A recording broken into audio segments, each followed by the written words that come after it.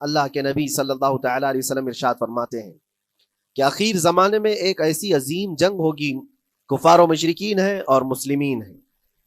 اس کو ملحمۃ الکبریٰ کہا گیا ہے، قیامت سے قریب ہونے والی یہ سب سے بڑی جنگ ہے.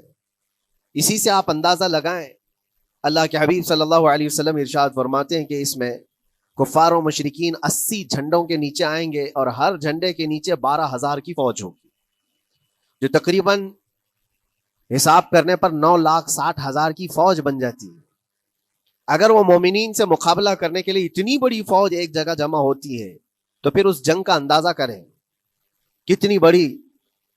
اس کو الملحمۃ الکبریٰ کہا گیا ہے اس لیے کہ اس میں گوشت کے چھیتڑے اڑیں گے. ملحمہ جو کہا گیا ہے عربی میں کہ گوشت کے ٹکڑے ٹکڑے دیکھے جائیں گے، اس قدر اس میں جانے جائیں گی. اس جنگ کے متعلق جو اللہ کے حبیب صلی اللہ علیہ وسلم نے پیشین گوئی کی ہے، جو پہلے سے خبر دی ہے، وہ کیا ہے؟ فرمایا کہ پہلا دن جب ہوگا مقابلہ کا تو اس میں مسلمانوں کی جماعت میں تعداد کتنی ہوگی یہ تو نہیں بتایا گیا. کفار و مشرکین کے تو پتا ہے کہ 80 جھنڈوں کے نیچے آئیں گے، لیکن مسلمان اور مومنین جو لڑ رہے ہیں ان کی تعداد کا کوئی علم نہیں ہے ہمیں. لیکن یہ پتا ہے کہ ان میں سے 1/3 ایک پوری جماعت کا 1/3 حصہ میدان چھوڑ کر بھاگ جائے گا. جنگ میں سے وہ میدان چھوڑ کر بھاگ جائیں گے جب اتنی شدت کی چیز ہو رہی ہو، مصیبت آ گئی ہے، تکلیف آ گئی ہے. 1/3 میدان چھوڑ کر بھاگ جائیں گے. اور ان پر کیا فرمایا حضور پاک صلی اللہ علیہ وسلم؟ فرماتے ہیں وہ دنیا کے روئے زمین کے بدترین لوگ ہوں گے، ان کی توبہ بھی قبول نہیں ہوگی. وہ سب سے بدترین لوگ ہوں گے، پیٹ دکھا کر جو نکل چکے. دوسرا مرحلہ آئے گا، دوسرا پڑاؤ، دوسرا دن ایسا ہوگا کہ مومنین کی جماعت کا 1/3 1/3 حصہ شہید ہو جائے، قتل ہو جائیں گے. سوچو یہ بہت بڑی بات ہے. یہ دونوں چیزوں پر میں آج آپ سے گفتگو کرنا چاہتا ہوں. 1/3 حصہ میدان چھوڑ کر بھاگ جا رہا ہے اور 1/3 حصہ قتل ہو گیا، شہید ہو گئے. بچے کتنے ہیں؟ 1/3. لاسٹ میں 1/3 حصہ بچا ہے. یعنی ایک میں اگر 3 پارٹ کریں تو 2 پارٹ تو ختم ہو گئے، 1 پارٹ بچا ہے. اور اللہ کے نبی صلی اللہ علیہ وسلم فرماتے ہیں اللہ رب العزت اس آخری تہائی حصے کو فتح مبین عطا فرمائے گا. فتح تو ہے ان کی، فتح ہوگی ان کی، لیکن جو حصہ بچا ہوگا وہ آخر کا 1/3 حصہ ہوگا. اب اس پر مجھے عرض یہ کرنا ہے، مومنوں کو اگر فتح دیکھنا ہے، اللہ کی نصرت اور مدد دیکھنی ہے، تو یہ 2 چیزیں تو برداشت کرنی پڑیں گی. کون سی؟ پہلی چیز اپنوں کا چھوڑ کر بھاگ جانا، اور دوسرا اپنوں کا اپنے سامنے مر جانا. یہ دونوں چیزیں ہمیں دیکھنا پڑے گا. بہت سارے ایسے ہوں گے جو چھوڑ کر جا چکے ہوں گے، دامن چھڑا رہے ہوں گے، بھاگ چکے ہوں گے، اور کچھ وہ ہوں گے جو لڑتے لڑتے اپنی جان دے چکے ہوں گے. یہ دونوں بھی بہت سخت مسئلے ہیں میرے عزیزو. انسان کو یہ پگھلا دیتی ہیں چیزیں. اگر آپ کو ایسا لگے کہ میرے اپنے جاننے والے لوگوں میں سے کچھ لوگ مجھے چھوڑ کر بھاگ جا رہے ہیں، تو یہی انسان ٹوٹ جاتا ہے، اس کے دل کی کیفیت بدلنے لگ جاتی ہے. وہ پھر مایوسی کا شکار ہونے لگتا ہے. میری جماعت میں 100 لوگ تھے، 90 تو بھاگ رہے ہیں، 10 کیا کریں گے؟ اس کا اندر سے جو عزم تھا، حوصلہ تھا، وہ ڈاواں ڈول ہونے لگ جاتا ہے. اپنوں کا چھوڑنا یہ بہت بڑی آزمائش ہوتی ہے. اور دوسری آزمائش تو یہ ہے، بچے آدھے تھے، اس میں سے تو آدھے انتقال کر گئے، تب پھر آدمی پھر ٹوٹ جاتا ہے. کچھ تو بھاگ گئے اور کچھ تو قتل ہو گئے. میں کیا کروں گا؟ میرے عزیزو، جو اخیر میں بچنے والے لوگ جو ہوتے ہیں نا، وہ معمولی نہیں ہیں. وہ اللہ کی ذات پر سب سے زیادہ توکل کرنے والے لوگ ہیں. ان کو کوئی چیز ہٹا نہیں سکتی. اپنوں کی بے وفائی بھی ان کے قدموں میں لرزہ نہیں لاتی، اور اپنوں کا انتقال ہو جانا بھی ان کے حوصلوں کو نہیں توڑتا. تبھی جا کر کے اللہ تعالیٰ انہیں فتح مبین عطا فرماتا ہے. اور یہ چیز ملحمۃ الکبریٰ میں دیکھی جانے والی تھی، جو قیامت کے قریب ہونے والی جنگ ہے. لیکن میرے عزیزو، آج ہم نے اپنی آنکھوں سے یہ مشاہدہ کیا ہے غزہ کی سرزمین پر، فلسطین میں 15 مہینے کے بعد آج صہیونی حکومتیں اور یہودی غاصب حکومتیں صلح کرنے پر اور ایگریمنٹ کرنے پر مجبور ہو گئیں. دنیا ان کے منہ پر تھوک رہی ہے. تم 50,000 سے زیادہ لوگوں کو قتل کر کے صرف 200 لوگوں کو چھڑانے کے لیے آج بھی فتح کا جشن منا نہیں پا رہے ہو، بلکہ پھر جھک کر کے ان کے ساتھ معاہدہ ایگریمنٹ کرنے پر مجبور ہو. یہ فتح ان بچوں کی نہیں ہے تو اور کیا ہے، ان مظلوموں کی نہیں ہے تو اور کیا ہے. جن کے پاس کھانے کو روٹی نہیں ہے اور پہننے کو کپڑے تک نہیں رکھے، ان کے علاج معالجے کے لیے دوائیاں نہیں رہ گئی، لیکن عزم اور حوصلہ ایسا ہے کہ اللہ ابھی ہمارے ساتھ۔ مخبر صادق رسول کریم صلی اللہ علیہ وسلم نے 1400 سال پہلے ہی بشارت دی تھی۔ اللہ کے نبی صلی اللہ علیہ وسلم فرماتے ہیں کہ دمشق کے ابواب یا پھر بیت المقدس کے آس پاس رہنے والوں میں ایک جماعت ہمیشہ قیامت تک ایسی رہے گی جو حق کے لیے لڑتی رہے گی۔ اللہ کے نبی صلی اللہ علیہ وسلم فرماتے ہیں ان کو کوئی چیز نقصان نہیں پہنچائے گی، دھوکہ دینے والوں کی دھوکہ دڑی ان کا کچھ نقصان نہیں پہنچائے گی۔ آپ ہو سکتا ہے سوال کریں، عمارتیں ٹوٹ کر راکھ میں بدل گئیں، ہزاروں بچے قبروں میں سو گئے، کتنی عورتیں بیوہ ہو گئیں، کتنوں کے گھر اجاڑے گئے، کتنوں کے ہاتھ پیر توڑے گئے ہیں، بمباری میں وہاں پر کون صحیح سلامت رہا؟ 2 لاکھ کے قریب لوگ متاثر ہوئے، اور مولانا آپ کہتے ہیں حضور نے فرمایا حدیث میں ان کو کچھ نقصان نہیں ہوگا۔ یہ نقصان نہیں ہے تو کیا ہے؟ ہو سکتا ہے آپ کے ذہن میں یہ سوال گردش کر رہا ہو۔ میں بتاتا ہوں میرے عزیزوں، جسم کا نقصان، جان کا نقصان، مال کا نقصان، جائیداد کا نقصان، یہ اللہ کے نبی نے نہیں فرمایا۔ یہ نقصانات مومن کے لیے کوئی معنی نہیں رکھتے۔ اگر ایمان سلامت ہے تو پوری کائنات سلامت ہے، اور یہ اللہ تبارک و تعالیٰ نے آج تک ان کے ساتھ رکھا ہے، ان کا ایمان محفوظ ہے، ایمان موجود ہے، جس کی وجہ سے یہ سارے نقصانات کچھ معنی نہیں رکھتے۔ اس لیے کہ یہ تکلیفیں، یہ جو ساری مصیبتیں آئی ہیں، اس پر تو اللہ تعالیٰ نے اجر عظیم کا وعدہ فرمایا ہے، اجر عظیم کا وعدہ فرمایا ہے۔ ہاں اگر ایمان ہی چلا جاتا تو پھر کون سی جنت ملتی، کون سی خوشبو جنت پاتے؟ کچھ نہیں ہوتا۔ ایمان سلامت ہے، جس کی وجہ سے انہیں دنیا میں بھی اللہ سرخروئی عطا فرمائے گا۔ ایک بھی جگہ سے کہیں ان نہتے مسلمانوں کو جو غریب مظلوم ہیں اور ٹوٹے پھوٹے ہاتھوں اور ٹکڑے پہنے ہوئے بچے ہیں، ان کو کوئی یہ نہیں کہتا کہ یہ ظالموں کے لوگ ہیں، بلکہ ہر کوئی یہ کہتا ہے ایک ظالم کے خلاف جس کے پاس دنیا کے سارے آئٹم پاور ہیں، لیکن یہ نہتے بچے کھڑے ہیں، دعائیں بھی ان کے ساتھ ہیں اور رحمت الہی بھی ان کے ساتھ ہے۔ اگر اللہ تمہاری مدد کرے تو کوئی دوسرا غالب آ ہی نہیں سکتا، تم پر کوئی غلبہ حاصل نہیں کر سکتا اگر اللہ تمہاری مدد کرے۔ اگر اللہ تمہیں چھوڑ دے یا گرا دے تو کون ہے اس کے بعد جو تمہاری مدد کرے؟ کوئی ہے جو اللہ کے علاوہ تمہاری مدد کر سکتا ہے؟ جب نہیں ہے تو پھر آگے ہونا کیا چاہیے؟ وَعَلَى اللَّهِ فَلْيَتَوَكَّلِ الْمُؤْمِنُونَ، تو مومنوں کو چاہیے کہ وہ صرف اللہ پر بھروسہ کر کے رہیں۔ فتح، نصرت، مدد، یہ سب جو چیزیں ہیں، بہت سارے لوگوں کے ذہن و دماغ میں ایسے ہے کہ فوراً آ جانا چاہیے۔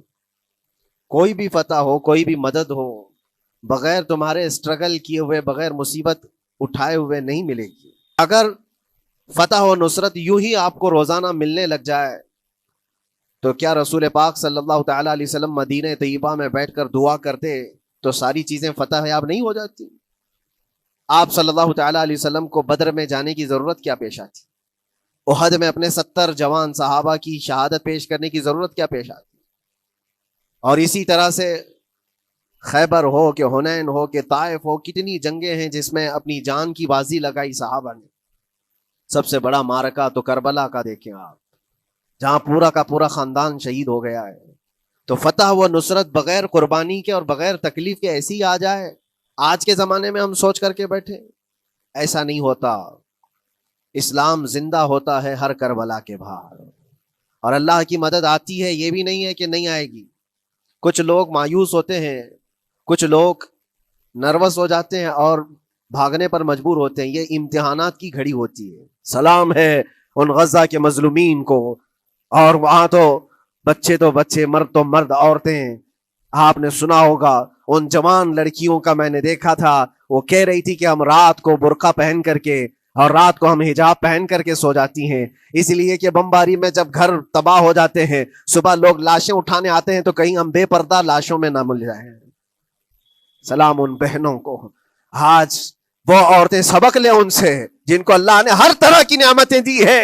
تمہارے گھر میں جائیداد بے پناہ ہے، مال و دولت بے پناہ ہے، کپڑے روز بدلنے کے لیے تمہارے پاس ہیں، سب رکھ کر کے تم عورتوں کو آج ہم بازاروں میں جو بے پردہ دیکھتے ہیں، یہ شادی محلات میں ہر جگہ جو عورتوں کی بے حیائی اور بے پردگی دیکھ کر پھر میں سوچتا ہوں سلام ان بہنوں کو جو موت کی رات بھی حجاب ہٹانا نہیں چاہتی، اس لیے کہ دنیا سے جائیں تو اللہ کی بارگاہ میں حجاب کے ساتھ جائیں۔ یہ ایمان ہو تو پھر اللہ تبارک و تعالیٰ کی مدد بھی آتی ہے، نصرت الہی آتی ہے۔ مجھے بتاؤ میرے عزیزوں، 50,000 کا خون کر دینے والا وہ ظالم اور غاصب اسرائیل، وہ اپنے 200 قیدیوں کو چھڑا کیوں نہیں سکا؟ وہ حاصل کیوں نہیں کر سکا 200 لوگوں کو؟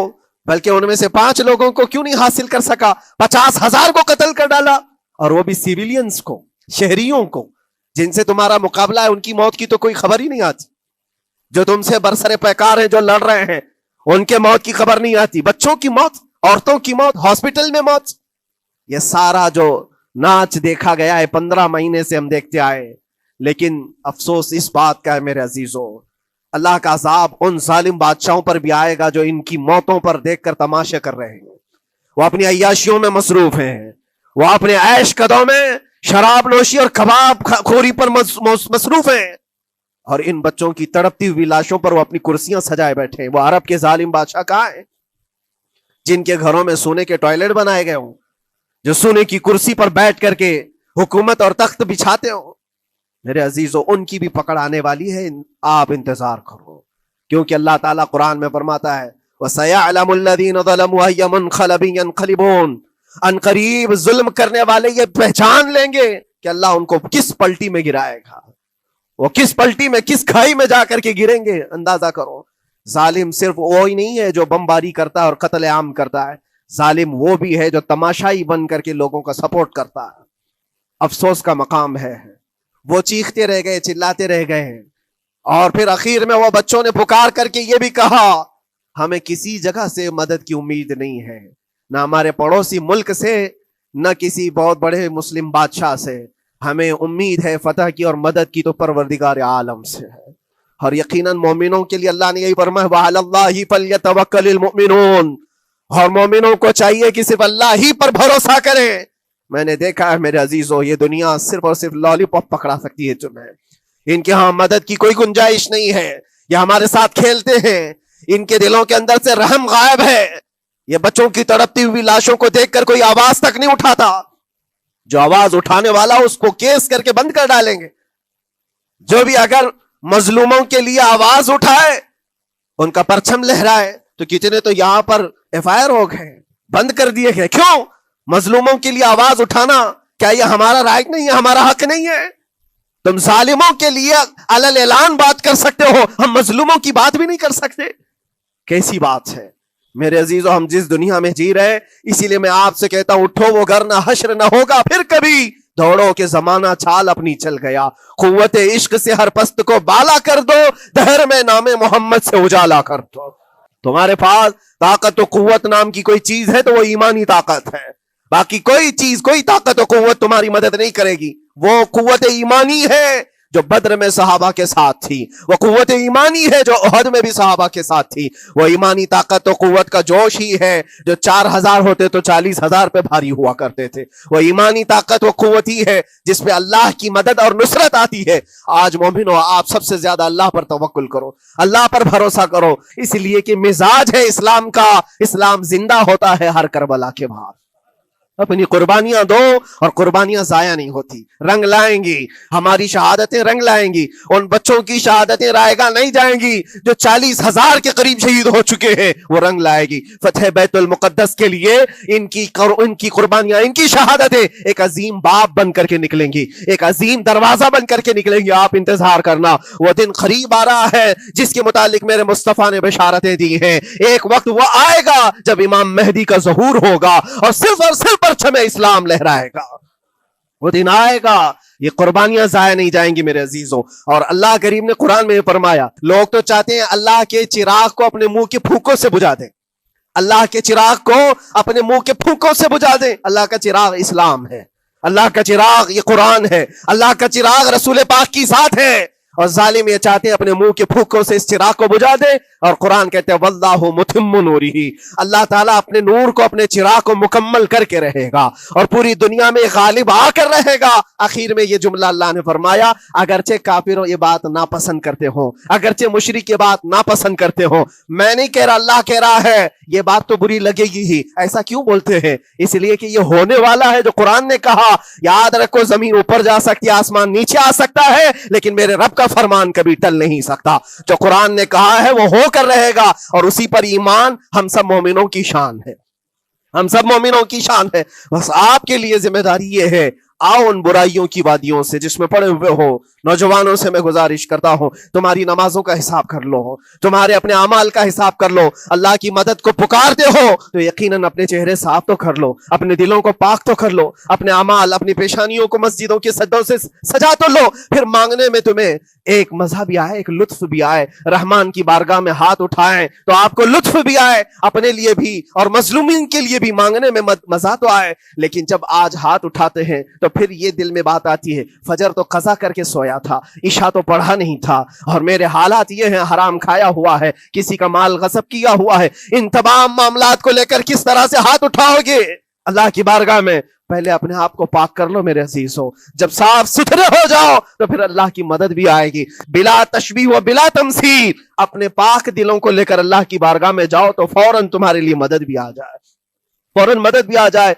अल्लाह करीम उन गज़ा के निहत्ते और मजलूम मुसलमानों की फतह को सदा कायम और दायम रखे, और उनके टूटे फूटे बिखरे घरों को अल्लाह ताला फिर से आबादी अता फरमाए। उनके कमजोरों को मौला ताकत और कुव्वत अता फरमाए, उनके शहीदों को मौला अजर अजीम नसीब फरमाए, उनकी बेवाओं को मौला सब्र जमील अता फरमाए, उनके यतीमों को मौला ताकत और कुव्वत अता करे, उनकी मस्जिदों की आवाज और उनकी गूंज को मौला फिर से बुलंदी अता फरमाए। हम सबको जालिमों के जुल्म से बचा, फितीनों के फितने से बचा, शरीन के शर से बचा, हासिदीन के हसद से बचा, जलने वालों की जलन से महफूज फरमा। खुदाया कदीर जब्बार, आखिरी सांस तक हमारे हाथों को गैरों के सामने फैलने से महफूज फरमा दे। तो अपना और अपने हबीबों का मोहताज बनाए रख। व आखिर दावाना अनिल हम्दुलिल्लाहि रब्बिल आलमीन। अस्सलामु अलैकुम।